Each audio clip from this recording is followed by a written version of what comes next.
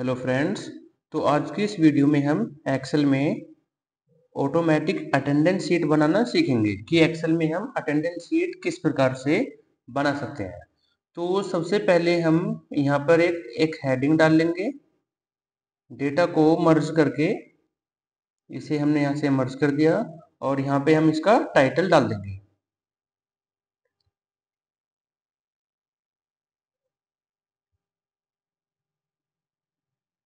इस पर कुछ फॉर्मेटिंग कर देते हैं थोड़ी सी,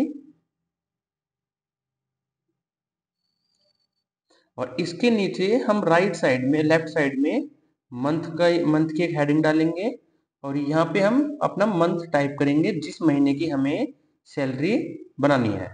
या फिर हम इसे टाइप भी कर सकते हैं या फिर हम इसकी भी एक लिस्ट क्रिएट करेंगे। तो लिस्ट क्रिएट करने के लिए हम शीट 2 पे जाके मंथ के नाम यहाँ पे लिख लेंगे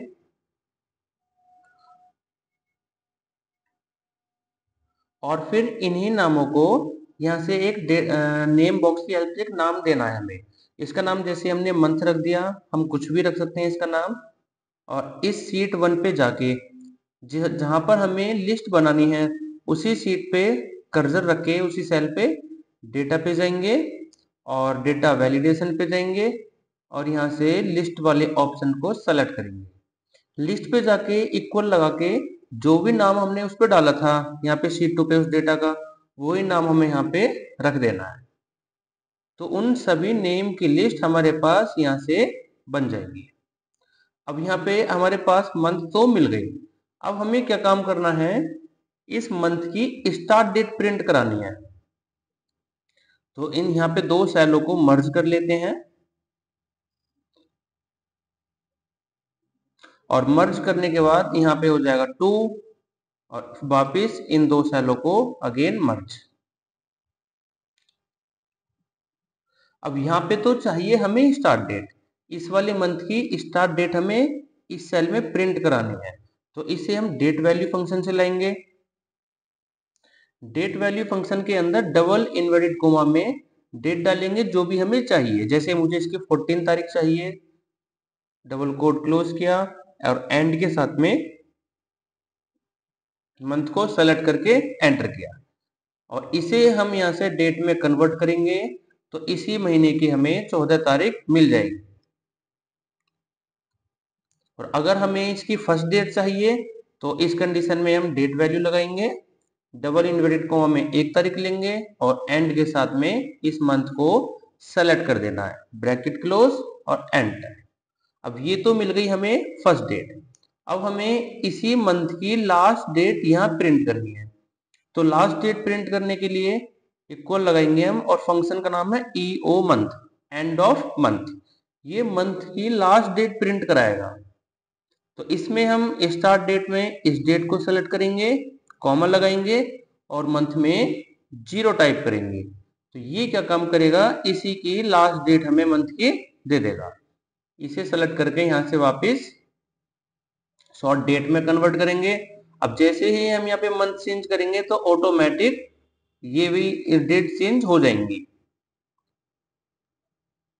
अब यहाँ पे हमें एम्प्लॉय आईडी डालनी है, एम्प्लॉय आईडी और आगे एम्प्लॉय नेम और फिर इसके बाद में पोस्ट या फिर डिपार्टमेंट, जो भी हम यहाँ पे इसे रखना चाहें। और ये जो एम्प्लॉय आईडी हमने रखी है इसे हम दो सेल को मर्ज करके रखेंगे इस टाइप से। एम्प्लॉय आईडी भी मर्ज करेंगे और फॉर्मेट पेंटर से कॉपी करके इन दोनों को भी सेम ऐसे ही पेस्ट कर देना है। तो ये भी इस टाइप से मर्ज होके आ जाएंगे। अब ये हमने मर्ज किस लिए किया है वो भी हम करेंगे, आगे की वीडियो में बताऊंगा इसे मैं। तो इसमें हम पहले डेटा टाइप कर लेते हैं। जैसे एम्प्लॉय आईडी हो गया हमारे पास 001, अपने अकॉर्डिंग हम कोई सी भी एम्प्लॉय आईडी डाल सकते हैं। तो एम्प्लॉय आईडी हमने समथिंग इतने डाल दिया। अब यहाँ पे एम्प्लॉय का नेम डालना है हमें। इसी नाम को सेम ऐसे ड्रैग करेंगे तो इस टाइप से नाम की लिस्ट आ जाएगी, क्योंकि ये लिस्ट हमने पहले से ही सेव कर रखी है। और इन सब की हमें यहाँ पे डिपार्टमेंट डालना है इन सभी का, कि ये किस डिपार्टमेंट में वर्क करते हैं।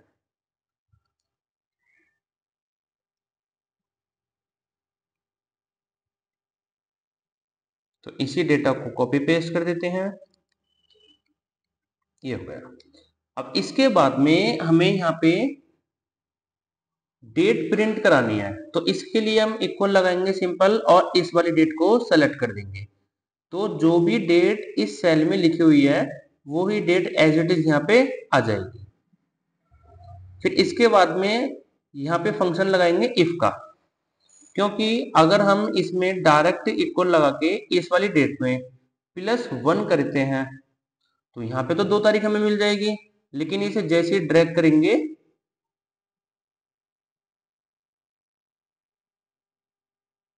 तो इस टाइप से ड्रैग होने के बाद ये 31 तारीख जैसे यहाँ पे एंड हो चुकी है, तो इसके बाद भी ये जनवरी के बाद में फरवरी मंथ की डेट यहाँ पे प्रिंट करा देगा। बट इसमें हम चाह रहे हैं कि जैसे ही हम यहाँ पे मंथ चेंज करें तो ऑटोमेटिक वो डेट भी अपने आप अपडेट हो जाए, कि यहाँ पे फरवरी लास्ट 28 का है तो यहाँ पे 28 तारीख आने के बाद में ये वाली डेट ऑटोमेटिक ब्लैंक हो जाए। तो इस कंडीशन में हम इफ फंक्शन का यूज करेंगे, इसके लिए इक्वल लगाएंगे, इफ लगाएंगे और लॉजिकल टेस्ट में इस डेट को करेंगे सेलेक्ट। अगर ये डेट लेस देन है एंड डेट के, अगर ये वाली डेट लेस देन हो एंड डेट के और एंड डेट को हमें F4 से लॉक कर देना है ताकि ये ड्रैग ना हो, कॉमा अगर ये कंडीशन सही हो तो हम क्या करेंगे, इसमें इस वाली डेट में +1 कर देंगे कि इस डेट में एक डेट आगे की जोड़ दो।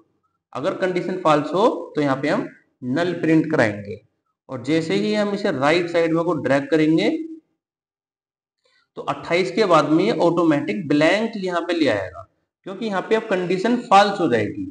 अब कंडीशन क्या है इसमें कि ये वाली सेल क्या ये लेस देन है एंड डेट के।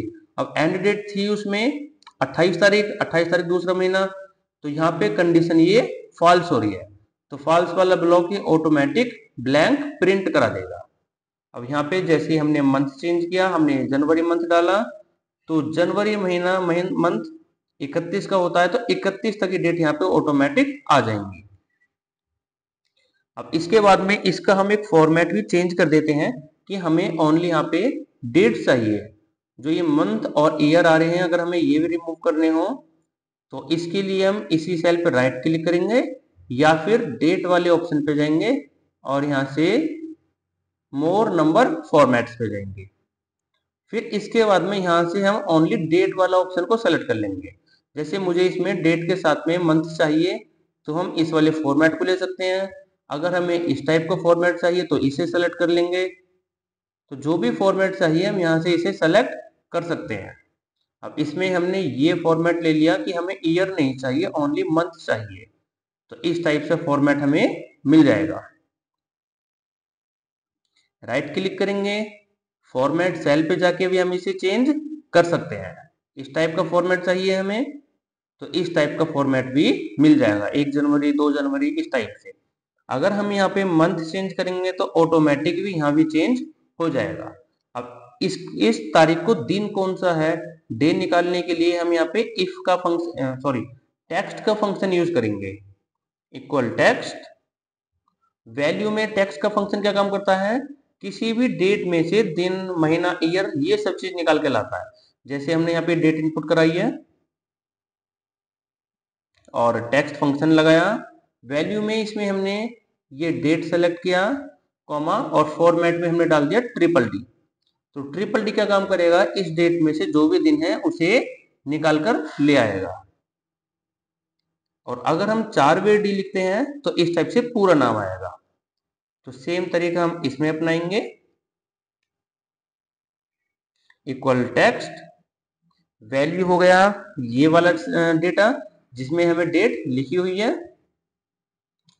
वैल्यू हो गया ये कॉमा और फॉर्मेट में डालेंगे हम डबल कोड में डी और इसे भी हम सेम ऐसे ही राइट साइड में ड्रैग कर देंगे। 30 तक आ रहा है, ये कंट्रोल आर से इसे ड्रैग किया हमने। अब यहाँ पे जैसे ही हम मंथ चेंज करेंगे तो ऑटोमेटिक ये भी चेंज हो जाएगा। अब इसका दिन नहीं है क्योंकि इसे हमने राइट साइड में ड्रैग नहीं किया। अब इस सारे डेटा को हम यहाँ से बॉर्डर का यूज करके बॉर्डर लगाएंगे और इसमें भी कुछ फॉर्मेटिंग कर देते हैं। जैसे इसमें येलो कलर कर दिया और मंथ में हमने यहाँ से रेड कलर फिल कर दिया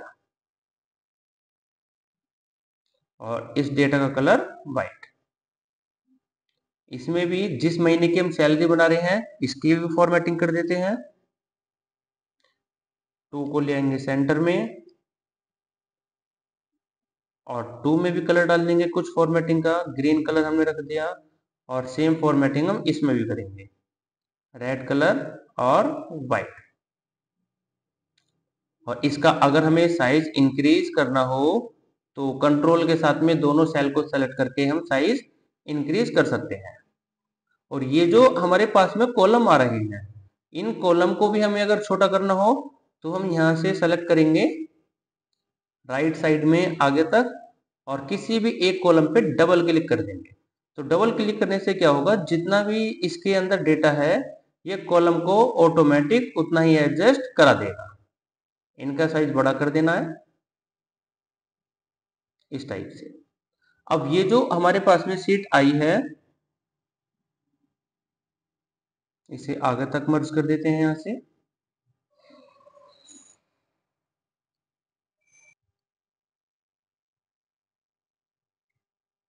अब हमें इस डेटा में फॉर्मेटिंग करनी है तो इन सभी हेडिंग में यहाँ से कोई सा भी कलर डाल देते हैं।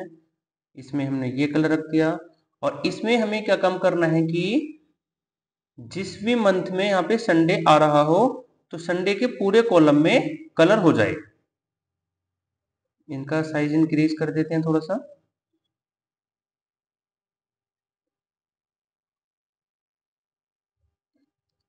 तो यहाँ पे संडे के पूरे कॉलम में हमें रेड कलर फिल करना है कंप्लीट कॉलम में। तो इसके लिए हम कंडीशनल फॉर्मेटिंग का यूज करेंगे।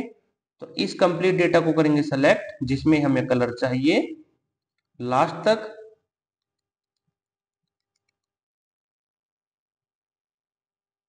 और यहाँ पे जाएंगे कंडीशनल फॉर्मेटिंग पे एंड न्यू रूल्स पे। न्यू रूल्स में हम यहाँ कंडीशन डालेंगे कि यूज ए फॉर्मूला और कंडीशन है हमारी इसमें कि अगर ये वाली वैल्यू इसमें हम रो कॉलम से लॉक हटाएंगे क्योंकि हमें ये वैल्यू राइट साइड में को ड्रैग भी करनी है। तो कॉलम से लॉक हटाएंगे अगर ये इक्वल हो डबल इन्वर्टेड कोमा में संडे के तो हम इसमें फॉर्मेट में जाके अपने अकॉर्डिंग कोई सा भी कलर यहाँ से फिल कर सकते हैं कि जहां भी इसमें संडे आ रहा हो उसमें हमें ब्लू कलर चाहिए तो उसी कॉलम में ये ब्लू कलर ऑटोमेटिक कर देगा। अगर हम यहाँ से मंथ को भी चेंज करेंगे तो ऑटोमेटिक कलर भी चेंज हो जाएगा। अब इस सभी डेटा में हमें एब्सेंट और प्रेजेंट डालनी है। सबकी हम एब्सेंट और प्रेजेंट ऐसे ही रैंडमली भर देते हैं और बीच बीच में कहीं कहीं हम एब्सेंट डाल देते हैं इसमें। और जितने भी ये ब्लू कलर के कॉलम है इन सब में एच फिल कर देते हैं हॉलीडे के लिए। तो इसे कॉपी करके ही हम सभी ब्लू डेटा में पेस्ट कर देते हैं और बाकी सभी में एब्सेंट और प्रेजेंट फिल करनी है।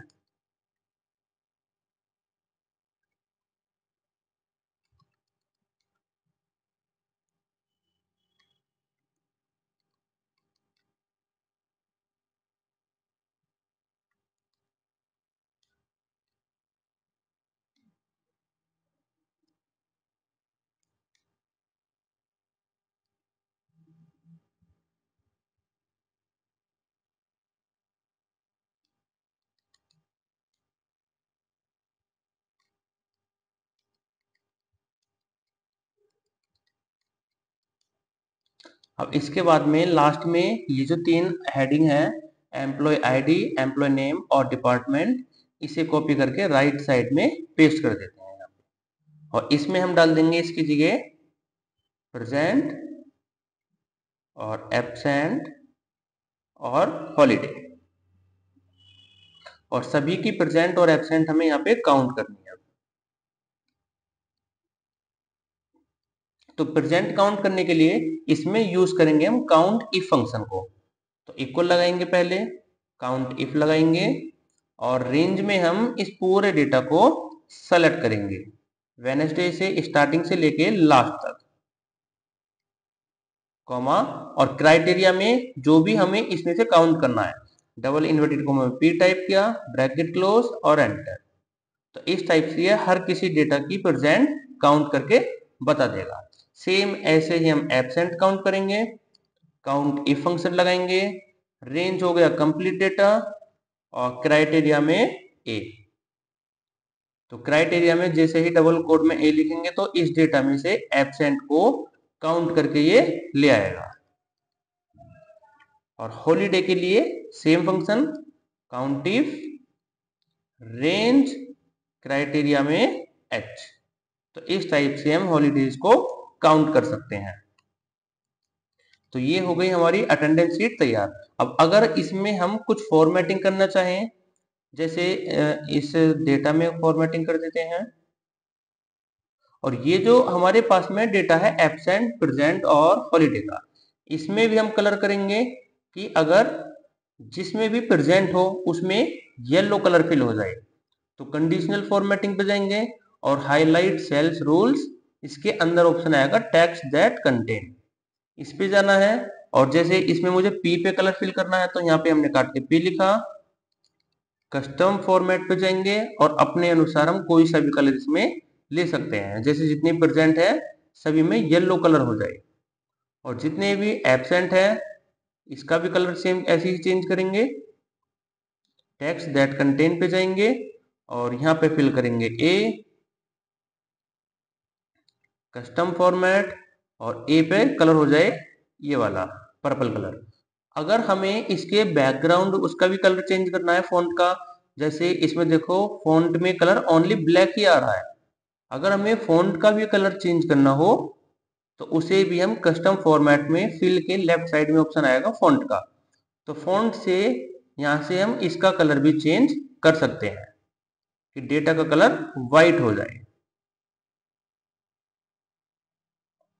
डेटा व्हाइट और बैकग्राउंड हो जाए इसका, दोनों को चेंज कर देते हैं, ये व्हाइट कलर में हो जाए और ये पर्पल कलर में। तो इस टाइप से हम इस डेटा पे भी फॉर्मेटिंग कर सकते हैं। ओके फ्रेंड्स, तो ये थी हमारी अटेंडेंस शीट की कंप्लीट वीडियो। नेक्स्ट वीडियो में हम इसी के साथ में ज्वाइंट करेंगे सैलरी शीट को, इसमें कैसे ज्वाइंट किया जाता है।